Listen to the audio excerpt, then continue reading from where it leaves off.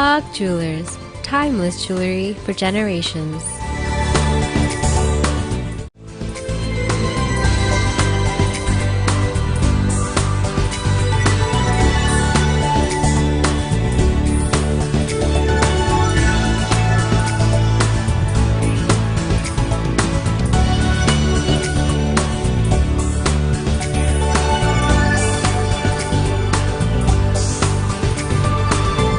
Suhag Jewelers, timeless jewelry for generations.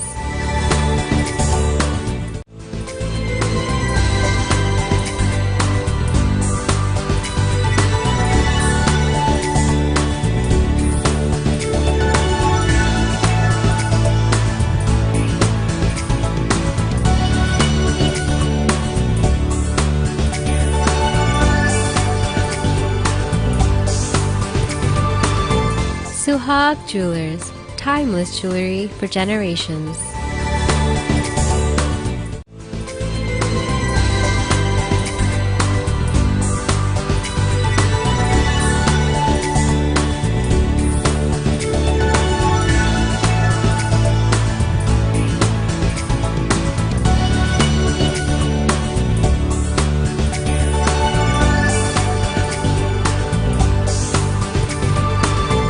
Suhag Jewelers, timeless jewelry for generations.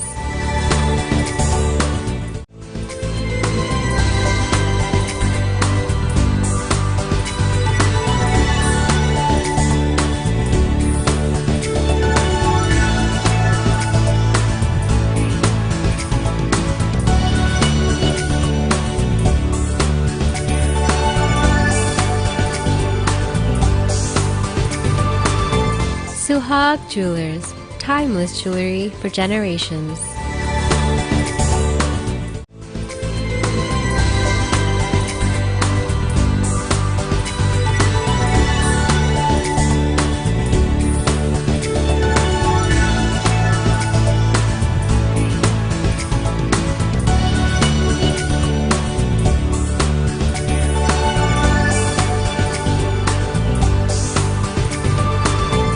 Suhag Jewelers, timeless jewelry for generations.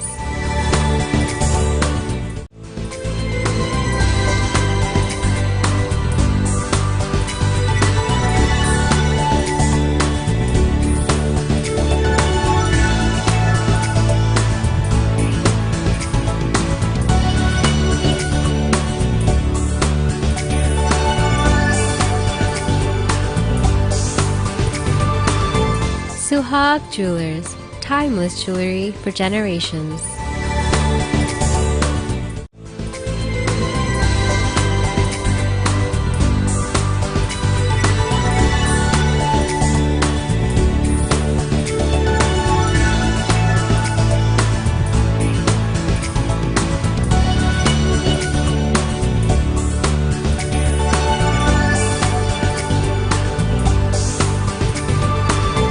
Suhag Jewelers, timeless jewelry for generations.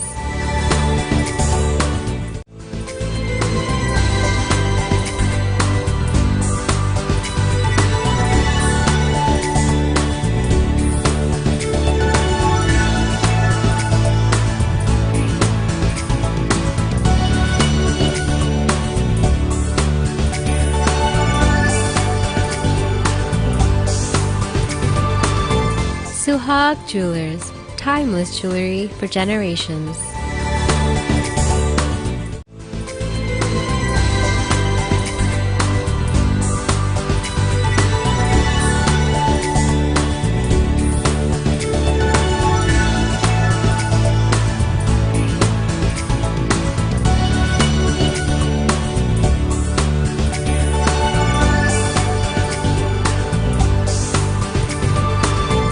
Suhag Jewelers, timeless jewelry for generations.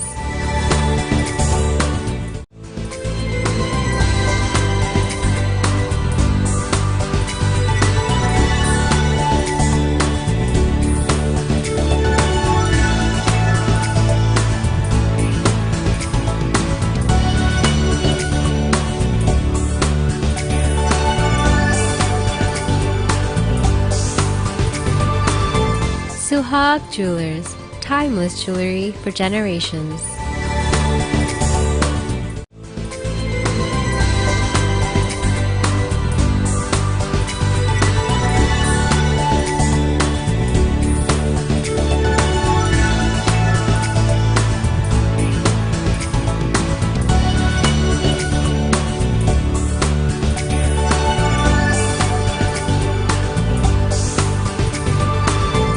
Suhag Jewelers, timeless jewelry for generations.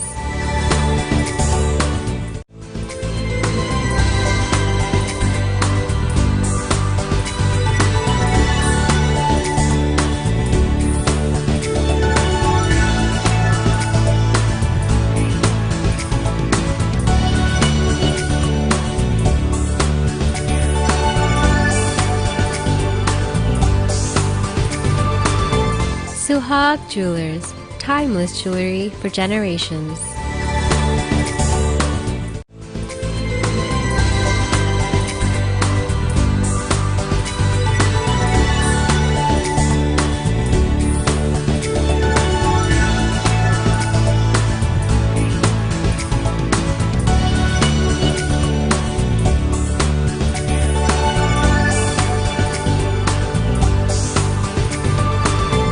Suhag Jewelers, timeless jewelry for generations.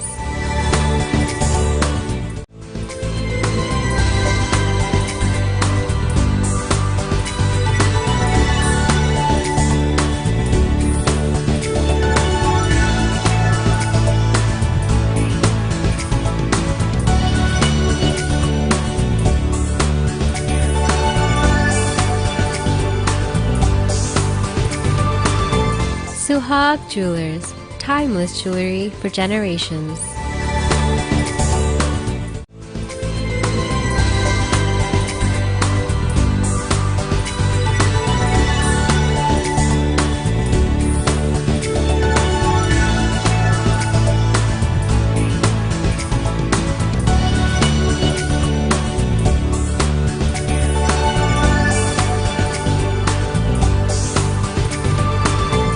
Suhag Jewelers, timeless jewelry for generations.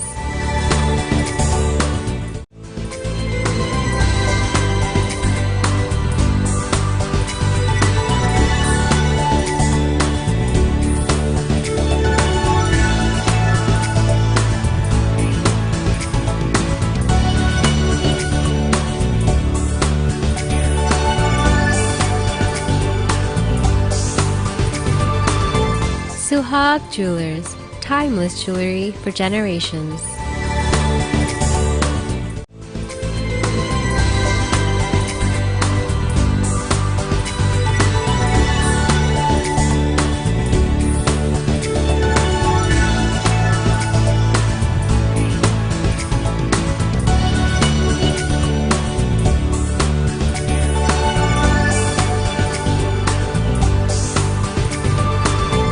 Suhag Jewelers, timeless jewelry for generations.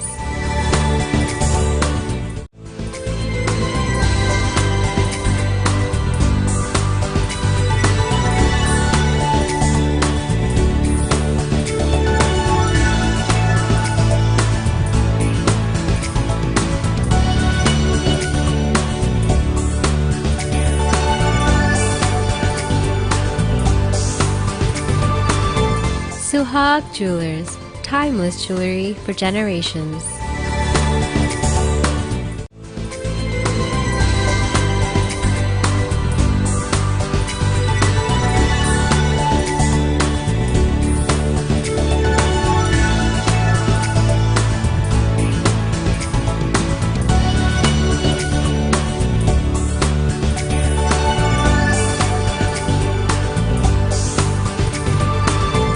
Suhag Jewelers, timeless jewelry for generations.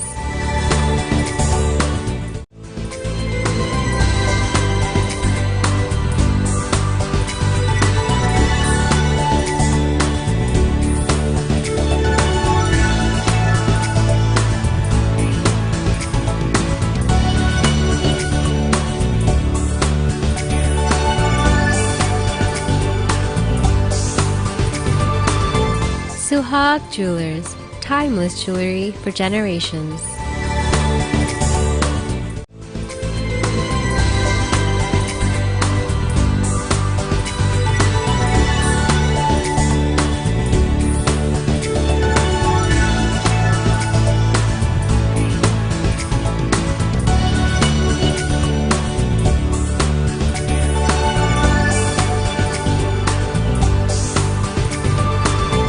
Suhag Jewelers, timeless jewelry for generations.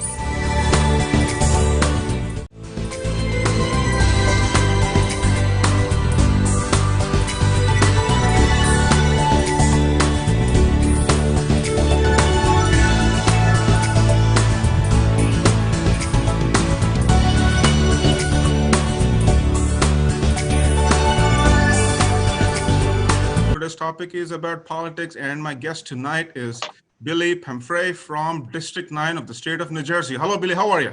I'm doing good, Arun. It's good to see you again, man. Yeah, nice to see you. I see a big smile on your face. So your Yeah. campaign is going well, huh? It's going pretty good. It's been a lot of fun thus far. And when we first met, I believe that was February of this year. Yep. I was just getting started in my campaign. I was just finding my feet. You know, we had a really, really good conversation about the direction of the Republican Party and what's going on in our state and our country as a whole. And thus far, I've already won the Republican nomination on July 7th. And a lot of things have been moving forward in a really, really positive light. I mean, there's a lot of people in the community that want to help with my campaign, and not just the campaign, because there's a lot of things that I want to do in my city, in my district, and the state as a whole, because we've got a lot of problems going on here in the state of New Jersey. It's getting very expensive, and it's a place that a lot of people don't want to live anymore. These liberal policies have really torn our state apart, and I'm looking to do something different. I wanted to step up and offer another alternative, because for over 50, almost 70 years, the state of New Jersey has been predominantly a Democrat, especially in my city here in Paterson. 9th District's has been predominantly Democrat for the longest, and we haven't seen any positive upside to that. So what I want to do is I want to bring some new ideas and bring some of the conservative values back to the city of Paterson, as well as the 9th District, because we've been going on the same road for so long, and there's no benefit from it. So let's do something different. Great, great. I see you're excited already. Yeah, it's a lot of fun. It's a lot of stress, but it's a lot of fun. You're answering a lot of questions even before I ask them. So I see that excitement. Yeah, man. You look well prepared. So before we get into the policies and the issues and the demographics, what's your background? Who's Billy? So for those that have not met me yet, my name is Billy Prempeh. I'm 30 years old. I'm a resident of Paterson, New Jersey. I've lived here for over 30 years of my life. And my parents, they came to this country in the mid to late 1980s, and they decided to become citizens of the United States and live the American dream. They came from Ghana, West Africa, where they were going through some very serious situations. They had a very bad poverty situation that they couldn't deal with there. And at the time, the only option they had was to go to the United Kingdom, work and save up, but eventually come to the United States and eventually create me and my brother and my little sister. You know, for over 16 years, for the first 16 years of my life, my parents worked really hard to help develop the paperwork and get the visas in order so that the rest of our family from Ghana can come to the United States legally, and they come here the right way. So in the United States, I've got about 13, almost 14 relatives inside of the United States that came through the immigration process. And let me tell you, it was very expensive, because if it wasn't so expensive, myself, my brother, and we would have been able to go to college. My little sister is the only one who was able to get legal immigration, huh? Legal immigration. No fence hopping or any of that stuff. Like, I understand there's people that are going through poverty and very bad situations at home, but my family was going through a situation so bad that we had over 13 of our relatives after. In fact, let me backtrack and give you a little bit of a story here, because I'm pretty sure that there's a lot of people that are listening to this that can also relate to what my family went through, because I'm pretty sure there's other people in the Asian community that have been through the same thing. My mother, when she was growing up, she grew up, you know, pretty reasonably wealthy, right? Her father owned one of the largest cocoa plantations in Ghana. However, when he passed away, he gave all of his assets and everything that he owned to his estranged stepchildren that he never knew. So literally everything, the home, the money, everything went straight to these stepkids. And they made my mother's life hell. They took everything that they had, and it was my mother, her mother, my grandmother, two of my uncles, two cousins, and a few nephews and nieces. They had to go and live in a kitchen that was about 14 by 14, 15 by 15, this kitchen. They removed the stove, removed the fridge, and just kind of set up cots and they were all living in this area. They lived in there for about 10 years. While they were living in this area, my mom sold everything that she had. When she was 18 years old, she sold everything that she had and moved over to the United Kingdom. Initially, she bought 2 plane tickets for herself and her older brother and said, hey, listen, let's go to the United Kingdom. And for those of you that don't know, in the United Kingdom initially colonized Ghana a very long time ago. They colonized Ghana. So it was quite easy for Ghanaians to become become English. She went there and worked in the 80s. And if you were there, the economy was very terrible. And after saving enough money, she came from England with my father. After they met, they moved to the United States and they started this life that we have here today. And they worked really, really, really hard to give us the life that we've got. So when I was 16 and my father passed away, it was very difficult to make ends meet. Remember, over the past 16, 17 years of my life, we've spent almost all of our money bringing our family to the United States. So we couldn't afford to go to college. You know, the following year I would have been graduating high school. And my younger sister, she was still very young. My older brother, he already finished school, but didn't have money for a scholarship or anything. So he just went straight to work. I went to a community college in Patterson, PCC, for a little bit. And I couldn't do it. We couldn't make ends meet. We couldn't pay bills. And I just was not able to grasp the information that they were teaching me in school. It just didn't seem like something that was going to push me in the right direction. And I decided that, well, you know, I love this country. I love everything that it's done for me, what it's done for my family. And if it wasn't for the United States, I probably wouldn't even exist. And if I did exist, I'd probably be in a very dire situation back home. So I was thankful for that. And I decided to sign up for the United States Air Force, where I began to serve in my country as a aerospace ground equipment mechanic. And I did this working in Shepherd Air Force Base in Texas, as well as RAF Mildenhall, Royal Air Force Station, Mildenhall. Were you ever in McGuire? Because I go there quite a few times. No, I wasn't. I never had the chance to go to McGuire. Well, I visited McGuire. I've been to McGuire, but I wasn't stationed there. Right. I was only stationed Shepherd Air Force Base in Texas and RAF Mildenhall in the United Kingdom, which was kind of ironic because before, when I was in the military, I was thinking something in my soul just told me I'm going to end up going to England because my family, I don't know, my family, they started in England. So I felt like, you know, how funny would it be if I end up in England? And I was like number 9 of my choices of bases that I wanted to go to. And right. Out of all the people on our flight, it was about 60 people in our flight. It was me and 2 other people were the only ones that went to England. Everybody else went to North Dakota, like where it's freezing out there. So that's a little bit of my background. Now, I'm assuming you're going to lead into what's got me into politics. Why did I decide to get into politics? Yep. Well, to be fair, my entire life, I've always been involved. Well, not involved, but I've always paid attention to politics. And I owe a lot of that to my father. Because when my father came to this country, he didn't even teach us our native language tree. I understand it, but I cannot speak it. My father wanted to raise us as Americans. And he just used that this is where we are. This is our new life. We're Americans here. So this is where you're born.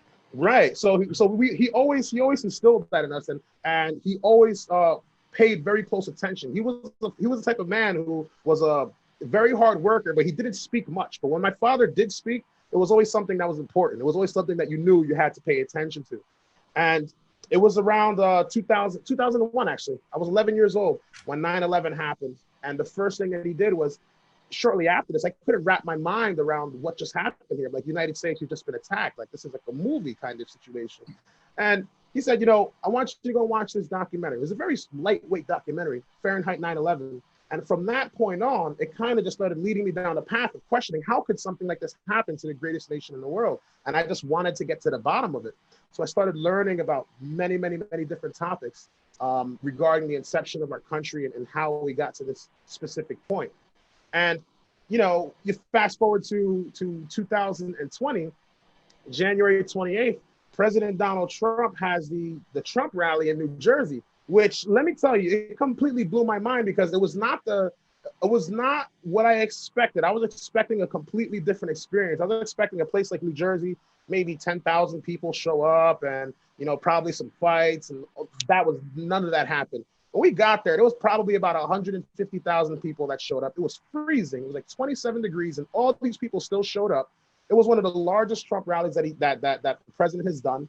And seeing what this man was able to accomplish, I said, here's a guy who came out of nowhere.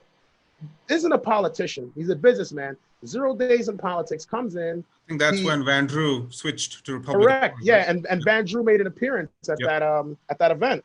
And when I saw this, I said, listen, this is a guy who has no real experience in politics, yet he was able to fully fund permanently the historically black colleges, put in place prison reform that Barack Obama and Biden have been kicking down the road for the past 8 years and did nothing with. He got that done. He's cracking down on human trafficking more than any other candidate I've ever seen in my entire life. And that's something that's very big to me. Like human trafficking and human slavery, that's something that I absolutely do not tolerate.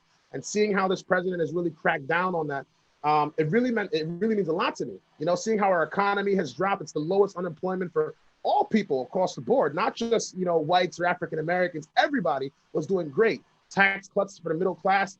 And I said, all of these things were done. And at this time, we're just 3 years into his presidency. How could this guy accomplish this in 3 years? But we've had politicians that'll do a full 8-year stretch in politics and get absolutely nothing accomplished. And at that point, I realized, man, if this guy is able to do this out of nowhere, and I believe what I believe, I'm pretty sure I can do a little bit better. And at that same time, Dr. Hector Castillo, who was another candidate who was running it for Congress in the 5th district, he pulled me to the side and he said, hey, Bill, you know, I heard you talking with a lot of the people out here. It's like, you know a lot of stuff. I didn't know you knew all these kind of things. And he says, you know, I think you should run for Congress in the 9th district. I ran there before, and I know exactly what the situation is, how the political landscape works. I'll guide you through the process. You can do it. Yeah, let me interrupt you there. When the lady talked to you about running for Congress, why Congress? Why not Assembly or or State Senate or? So, and that's something that a lot of people have told me my entire life. They say, hey, Bill, you should run for city council or even at the highest level, mayor. And then go step by step up the ladder or something like that. Right. Yeah. The reason why I chose not to do that is because first off, I'm a very big thinker. I always like to think in advance and think for the future and what else could possibly be done. And I knew that if I were to run for council in Patterson or run for mayor in Patterson, I would face a tremendous amount of opposition because it is completely controlled by the Democrats to the point that they start eating themselves. You see what happened in Patterson, the council election. It was three contested races where there was a bunch of voter fraud to the point that the president of the United States called it out on national television. You know, they will even attack their own. So I knew that I was not going to make any of the positive inroads as a councilman. Even if I became councilman inside that city, I'm subject to being overridden by these other Democrats that do not want to change. They just want to sit in position, continue to raise taxes and keep the agenda going. So I knew that wasn't going to be a positive move for me forward. So I said, you know what? When he brought up Congress, I was initially scared because I thought, you know, this isn't local office. This is a whole different ballgame. We're talking federal here. The whole country applies to this. But I've already fought for this country. I've already put my life on the line for this country. I know what it means to actually put service before myself. And a lot of the things that I believe in can help here in the inner cities. They can help in our district, but they can also help our country as a whole. And I know that if these things were implemented, we can really, really, really change our country. And it's not just me. There's other people, other candidates that believe the same things that I do. Yeah, let me ask you this question then. You're a Trump supporter, right? Yeah. Yeah, you are. So how do people look at it? Because there's a narrative there, or there's a narrative from the Democrats that Trump is a racist, Trump is a fascist, Trump is this, Trump is that. So if that's the case, and you're a supporter of President Trump, how does your community or your district in general look at an African American, which is you, supporting President Trump? How do they take it? Here's the funniest thing, and it's funny because I met with a community leader earlier today in Patterson, and from Patterson. He came to my workplace, so we had a conversation. We spoke about this, and it's the same thing. The thing is, for example, let's talk about the Black community in the inner city because I think it's the most important here right now. They honestly do not care.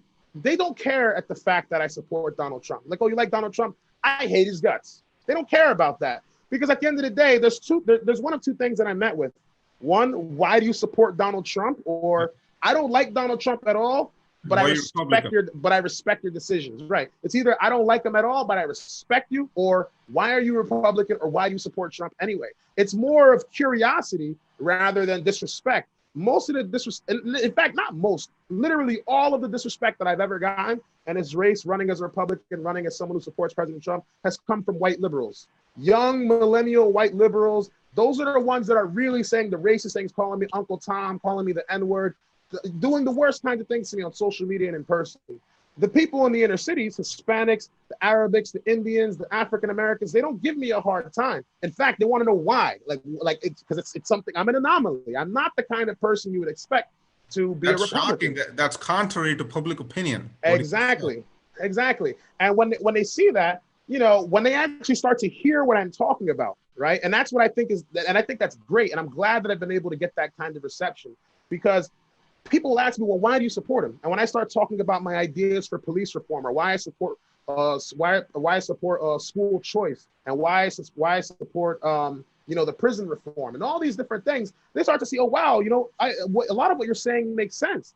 And you speak to the average person, Hispanic, African American, or even Indian, Arabic community, all of them have one thing that's at their core. You know, they all have a very central belief in family. They have a very central belief in their creator and God. They have a very central belief in, you know, being able to protect your family and provide for your family. They have a very central belief in a lot of these things that conservatives share as well too. But we've been told over and over and over and over again for decades, we've been conditioned to vote Democrat. Vote against our values. Vote against the things that are actually going to help us move forward. So do you get any flack because you are a Republican and not a Democrat? Not at all. But since you're not white, you're supposed to be a Democrat and not a Republican? Not from the Black community, not from the minority community, I should say. You know, it's not the minorities are not giving me a hard time. They want to know, or they don't like it and respect it, but they like my ideas. You know, I don't like Republicans, I don't like Trump, but I like your ideas. And that's cool enough with me, because at the end of the day, what makes the country move forward is not the president. The president can only do so much. He works on a federal level. Yeah. Things really change on a local level. Council, mayor, congressman, freeholder, senator, things like that. That's what actually moves the state forward. When the states move forward, the country moves forward, and the president can get his job done the way that it needs to be done. What the Democrats are doing right now, though, instead, is they don't want you to focus on themselves. They don't want you to focus on what's going on in the district. They want you to focus on what the president is doing. Congressman Pascal, for example, you go down to social media, you look at any of his posts, you look at any of the articles or any of the press releases he makes, I can guarantee I will put $1,000 on the table right now. Almost every single time it's about President Trump. Never about what's going on in the district. Never what's happening. Yeah, just to my viewers, Bill Pascrell is the current incumbent in District 9, the state of New Jersey. So, you know, he's Billy, my guest opponent, right? That's and you know something funny. You know something funny about that is when I was a kid, just to kind of give you an idea of how old I am and how long Bill Pascrell's been in office. As a child, I'm talking like 5-6 years old. A decade, right? Almost a decade, for a decade now. Yeah. So it's like, you know, as a kid, people would call me Bill Pascrell just to be funny, because as a kid, my name's Billy Prempeh, Bill Pascrell. You see his name, hey, look, it's Pascrell. You know, which nobody has any clue who Bill Pascrell is. They just see his name all over the place. Not in a million years that I think fast forward, you know, 26 years into the future, I'd be the Republican frontrunner about to go against him and take his seat and challenge him. But, you know, it's funny how the tables turn. Well, yeah, let me ask you about the Republican Party, right? So you had a primary, right? Your primary, and you had to get past the primary phase before getting general elections. How was that phase? How did you feel about primary elections? The primary elections was pretty interesting. I knew I was going to win the primary for a few key reasons. My opponent eventually ended up dropping out of the race. Well, he announced that he was dropping out of the race, but he didn't formally drop out. He felt at last minute he could still make a chance and win this, and he ended up sticking around, so he didn't properly drop out. But I felt that I was going to win for a few reasons. When the first time I went to the Republican organization in Hackensack, and I met with a lot of the leaders in the local community, I looked nothing like a politician, all right? And now, mind you, I was super nervous. You know, I'm coming there, suit and tie, dreadlock, 6'2", you know, big guy from Paterson, New Jersey. He comes in here, and everyone's kind of looking at him like, whoa, who's this guy? He's interesting. Who's he, you know?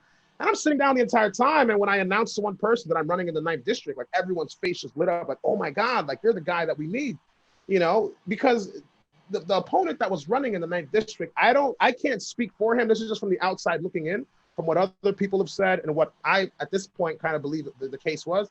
He didn't really have any intention of winning. He was running for nostalgic reasons. He knew that nobody was going to go and challenge Bill Pascrell. In fact, he doesn't live in the 9th district at all. He lives all the way in Ramsey in the 5th district. Wow. But he didn't want to run in the 5th district because there's a bunch of heavy hitters running in the 5th right now. And, you know, now that's over with. Yep. So he figured he could just go in and walk. So people didn't really have confidence in this guy to begin with.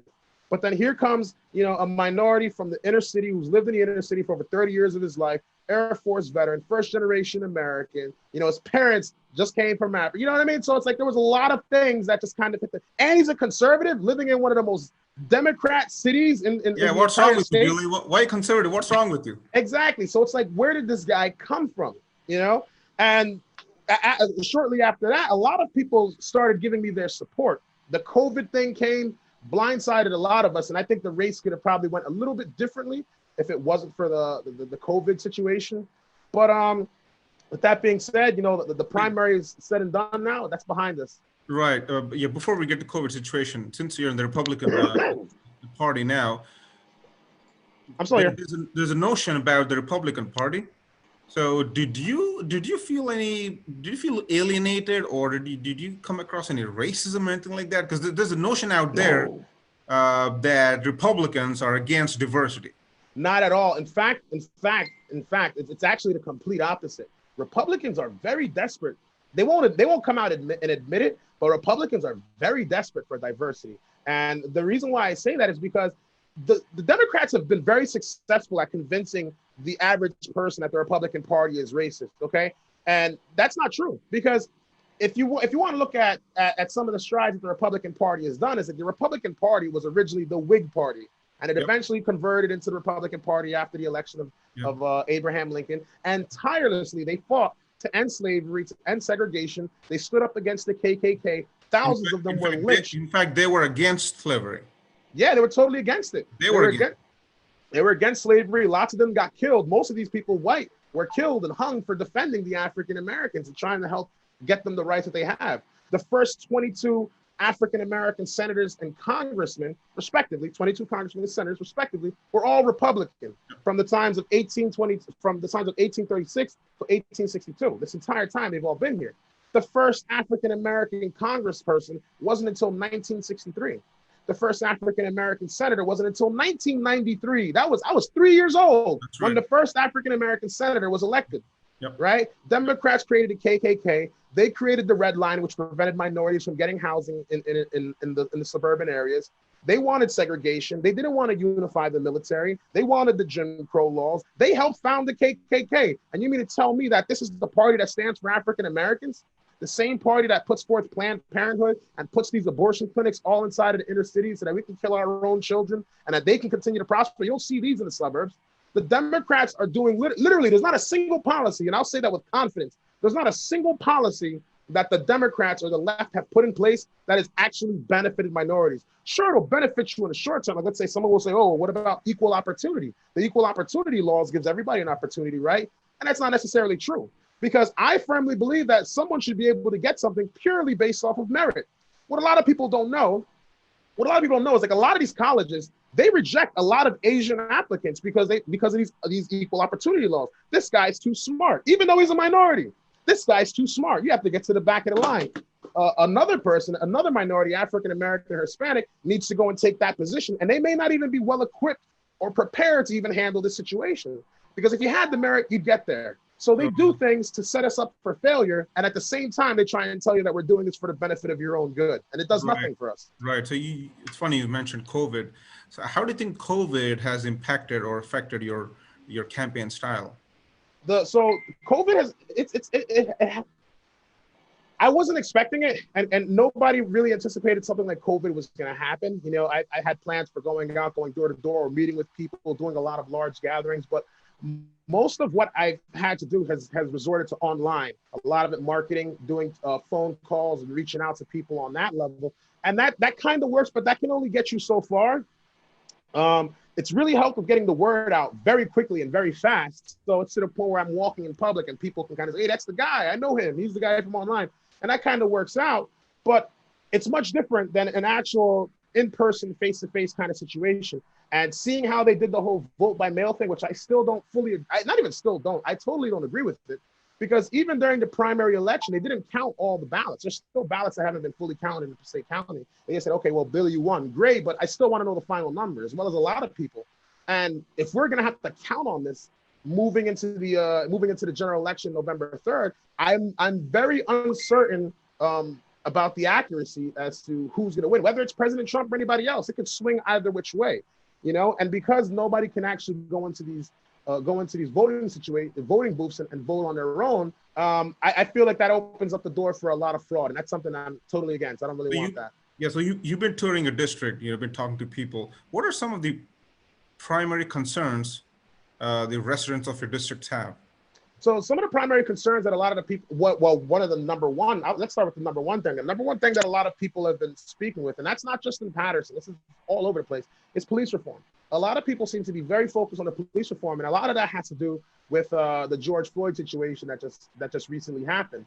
And a lot of them are actually terrified, because you can see in a lot of these Democrat states are saying, let's defund the police. We got to get rid of the police, and we got to, whatever solution comes after that. And they don't really have one.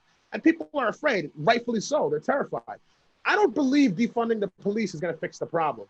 I don't believe getting rid of them and, you know, giving guns to the community and having them police themselves is going to fix it.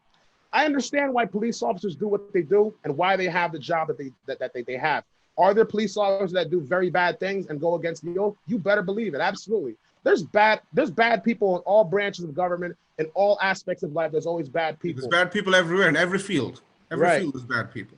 Here's the problem, though, and this is the problem that I haven't seen a single politician bring up.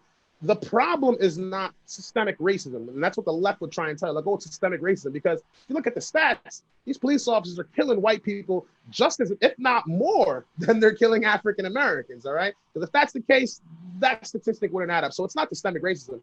It's an abuse of power problem, right? And it's more than just an abuse of power. The number one problem that they're facing is accountability. There is no accountability. If something bad happens to somebody, right? I'll give you a perfect example. In the city of Patterson, New Jersey, we had a guy named Jameek Lowry. He goes into the police department, he's distressed, and he's so terrified that he gets on Facebook Live and starts telling the police officer, he's telling people on the live, like, these cops are gonna kill me, they're gonna harm me, you know, they had me working with them and now they're gonna turn on me. Once his camera comes off, the next thing you know, this guy's in the back of an ambulance. The next thing you know, his face is all swollen up, they beat him up, the guy's dead. They do an investigation. We found no wrongdoing. Case closed.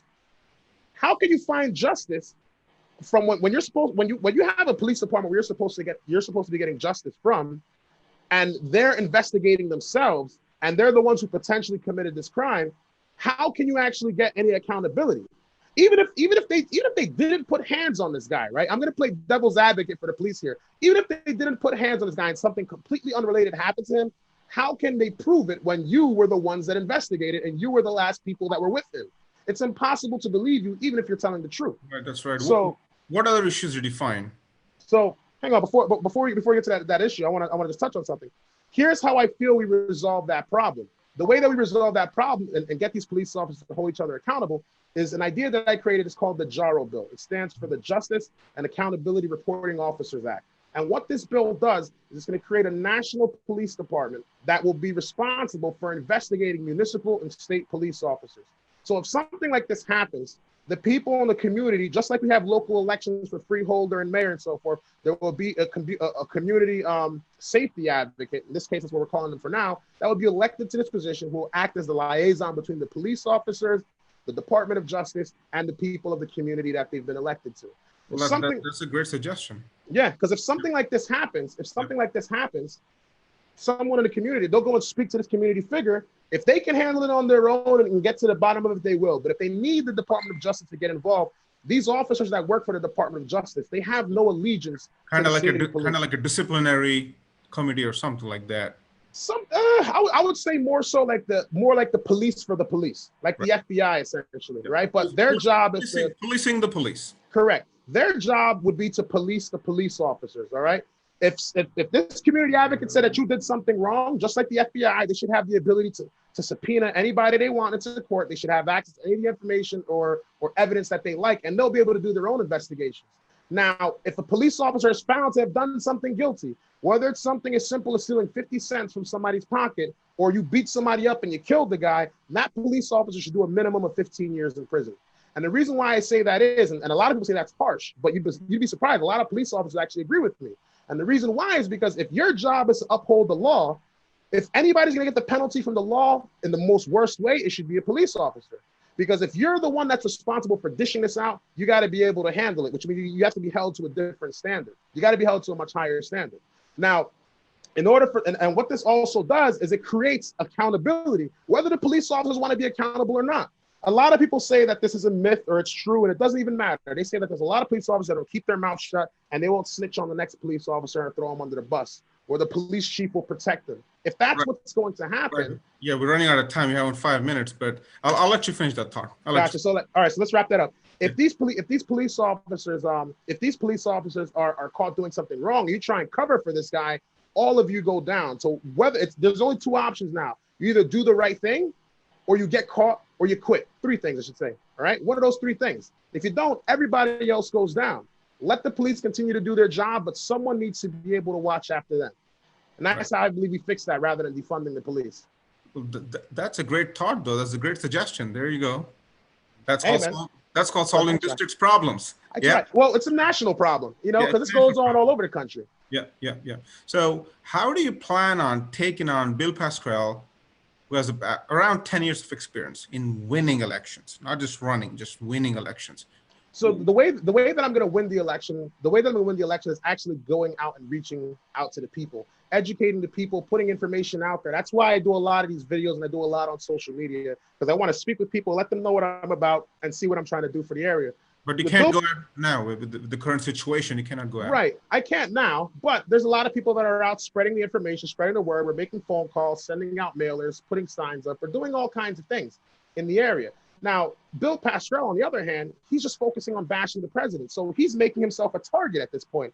He has no ideas. He has no solutions to deal with the drug problem, or how to deal with the police problem, or even how to deal with the rising taxes or the school choice situation. He has none of these problems. So it's going to become a situation of compare and contrast. I'm going to vote for this guy, Pascrell, because I've known him for the past 23 years. I'm going to vote for the new guy who actually has ideas, right?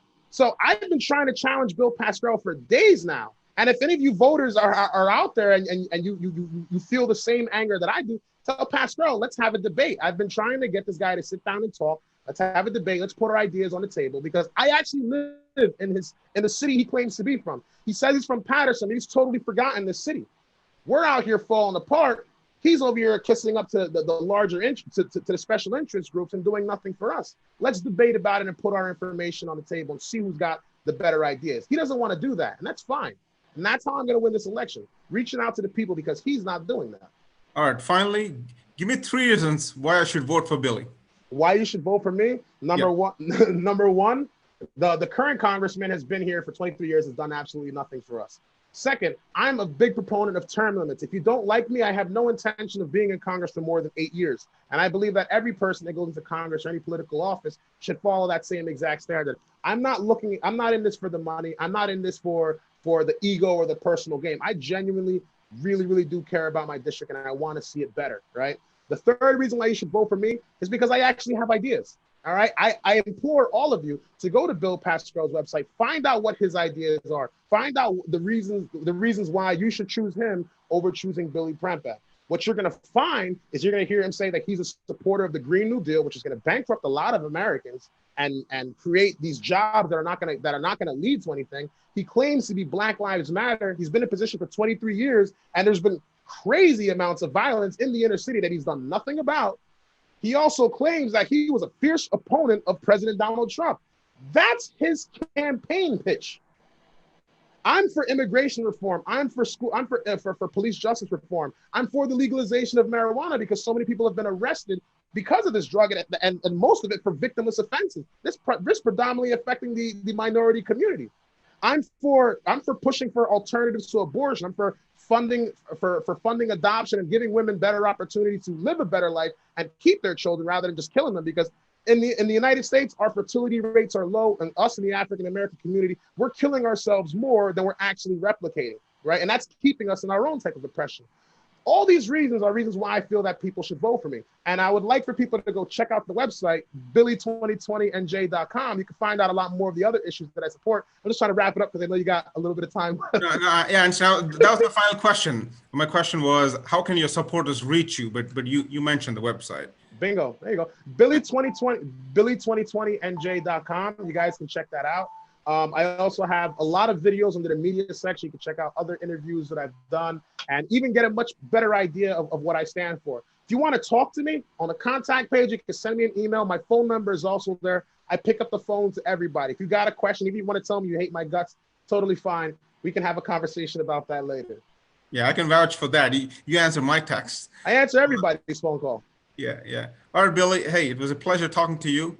On behalf of our channels, TV5, Mana TV International, Mana TV USA, we wish you all the very best. Thank you. Thank you for having me, Arun. Good to see you again. Keep the mustache too. I love it. All right. Thank you very much for your time. All righty, brother. Take care. That's all the time we have for tonight. Until next week, keep watching Mana TV TV5. Thank you very much. God bless America.